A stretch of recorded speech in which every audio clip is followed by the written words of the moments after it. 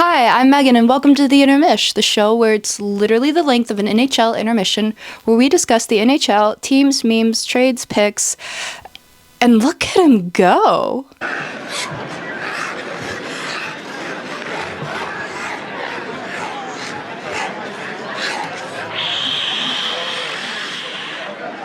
Hi, yeah, I'm back.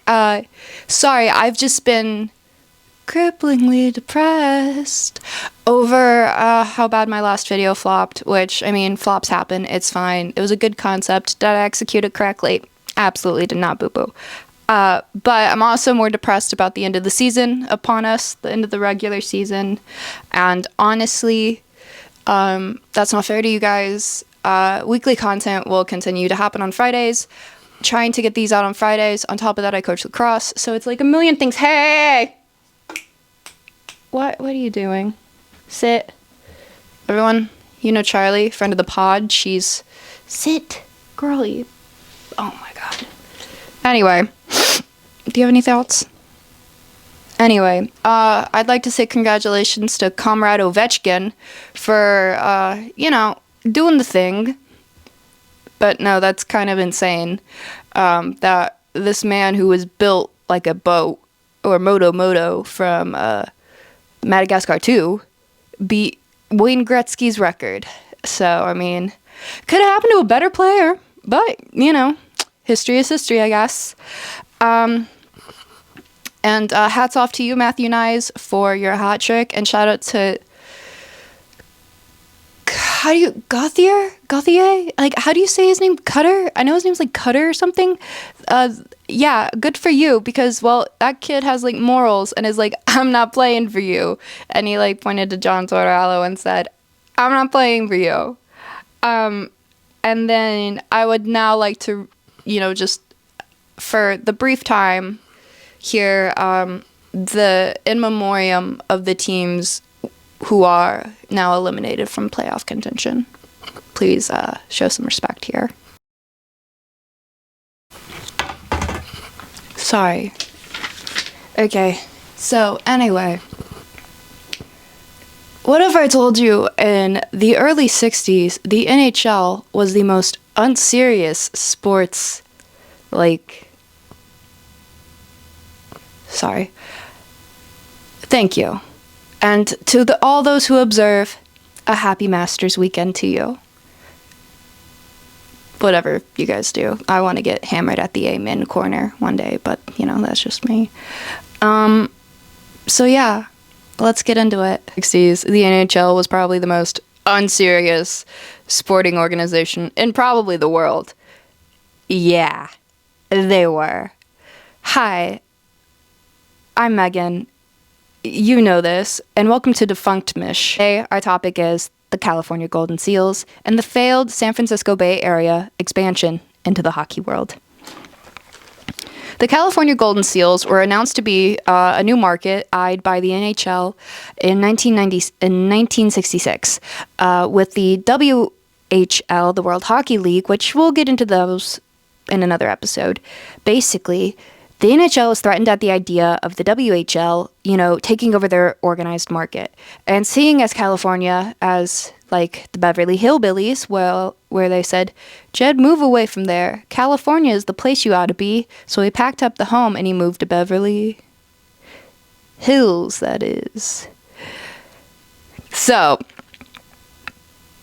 you're welcome for that reach. Oh my god, I just pulled that reference out of my ass. I'm so proud of myself. Basically, under the threat of that, moved them over there, trying to seek a new demographic in the Bay Area. The Bay Area also at the time had the Oakland Raiders and the Oakland Athletics, the Oakland A's.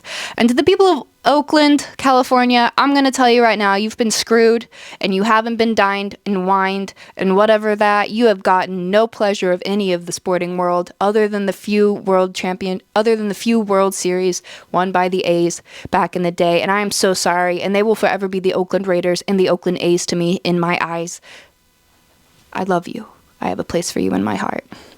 Anyway, to put it flatly, the team was kind of set up to doom from the start.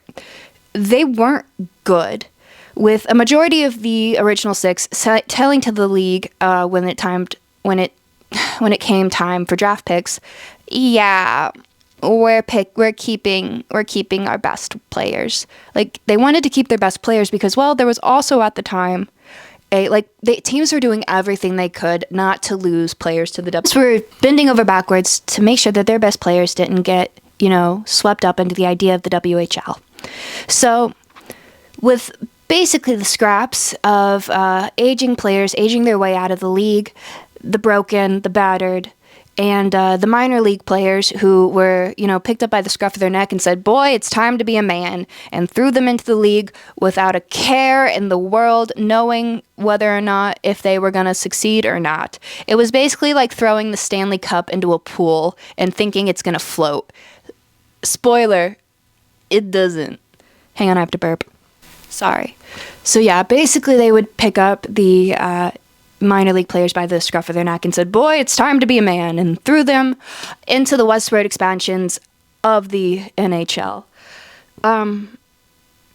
At the time, even their own GM, the California Golden Seals, even at the time, the GM was like, look, man, can we just go to Vancouver? Vancouver sounds great right about now. Vancouver, everybody. Vancouver. If I go to Vancouver, everybody's going to want to go to Vancouver. I think we're all going to go to Vancouver. This is a John Mulaney. If I order fries for the table, you'll eat some fries, right? Like the whole plate of crack at the table type joke. If you don't know that joke, please update your humor references. He even said, hell, we'll go to Buffalo. But due to the fact that the NHL are, chicken shit little bitches, they didn't want to also threaten their contract with CBS at the time, and the idea of moving to Vancouver caused a lawsuit I'll put it right here.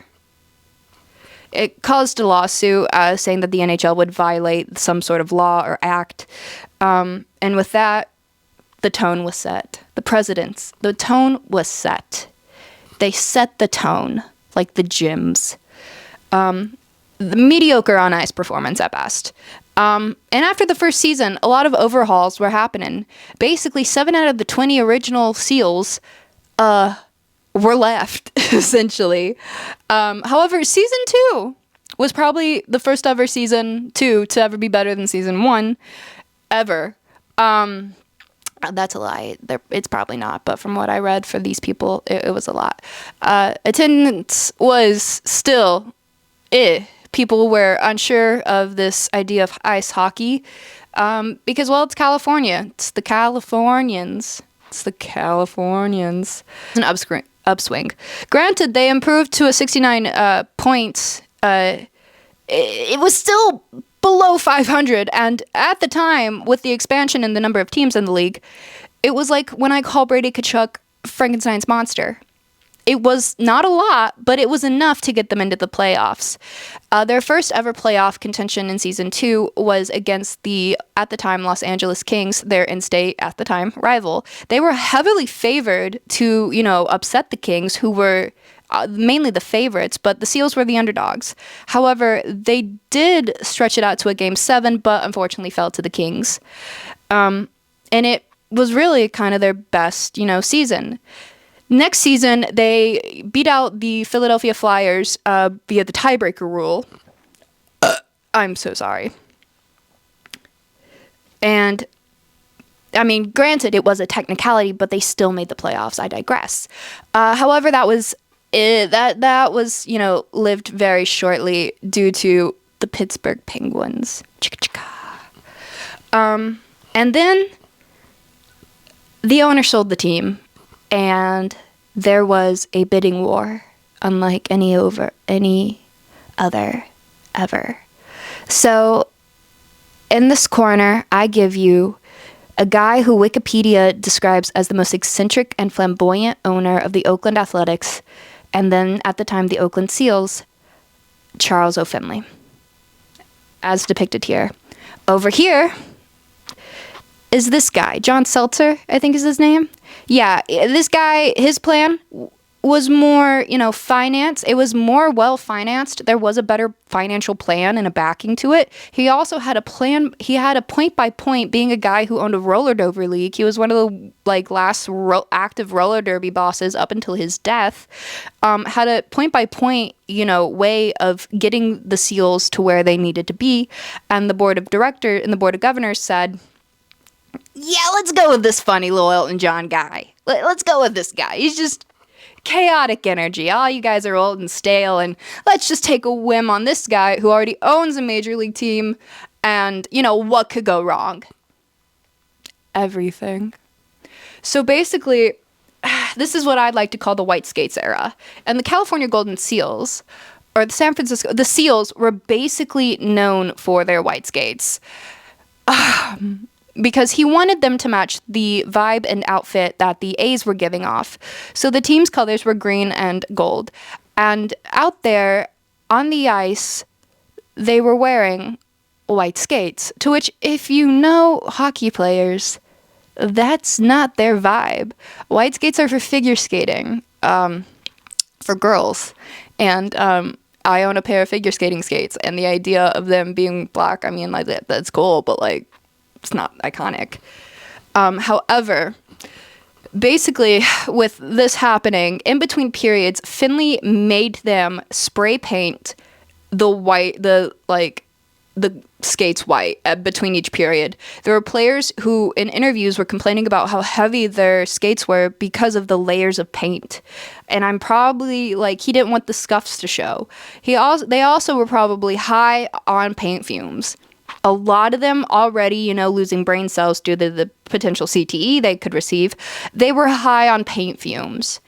At the time, the coach and I think it was the GM, Bill Torrey, who was driven off mid-season in the first year of Finley's, ownership, who went on then to build the dynasty of the 4-time Stanley Cup champions, the New York Islanders. I was like, hey, do you think we could just maybe, go to team color skates, which were at the time very popular within the league, instead of the white skates? And I'm pretty sure, people were really just tired of having to spray paint, white on their skates. There is an actual interview, I think, with Gretzky about Seals players complaining about how heavy their skates were because of the layers and layers of paint, because he did not want any scuffs to show. However, despite his complete eccentricness, he did start a lot of trends that we do see now in the NHL. He was the whole reason for the whole jersey name on the back. When you get a jersey, their players' names on the back. Yeah, he started that trend, and other teams around the league at the time were like, oh, he's got the right idea. I like that. He gave them team luggage that they were required. It was enforced that they had to carry around that team luggage, essentially. They were green and gold. You could see them from a mile away. He also made sure that these athletes were treated like such, world-class athletes. They were allowed to fly first class on commercial, and then at the time when the new Boeing 747 came out, they were put on Boeing 747s, and other teams in the league followed suit. However, one year they had another thing to point out about the history, they had the most one-sided deal. They traded their first-round pick to the Canadiens along with Francis Lacombe in exchange for the first-round pick, to which they picked Guy Lafleur, and cash. They sold him for cash. They sold a person for cash. Okay. And then towards the end of Finley's ownership, he was losing patience due to the fact that, his World Series winning Oakland A's were outperforming in comparison to his Seals. The attendance wasn't doing great. And so he was basically going around the league like, hey, anybody want a hockey team? Hey, anybody want a hockey team? And he tried selling it to Indianapolis, but the NHL Board of Governors denied that idea. And, there was potentially talk of them going to Denver and Pittsburgh also going to Denver. And it did not work out. Basically, the Denver deal fell through for the Seals, and they ended up staying once again in the Bay Area. However, a guy who was a hotelier, whatever, he owned hotels. He was like a Hilton. He was a swig. He bought it, And then that went, but under, on top of that, I forgot to add, I'm sorry. Basically, Finley also refused into the downfall of his ownership. He refused contract offers. He also drove away every player that knew his self-worth away to the WHL, which is something that the NHL did not want happening at the time. That team had nobody defensively except a goalie. And they were the only team at the time under Finley's leadership to lose to the newborn baby Washington Capitals. Yeah. Basically, though, at the end of their existence, the California Golden Seals, the attendance was, picking up. However, the brothers that owned them, these guys, they were also later co-owners of the San Jose Sharks. They wanted to move to Cleveland. Ew. But, I mean, you hear Cleveland, it's fun times in Cleveland, oh yeah.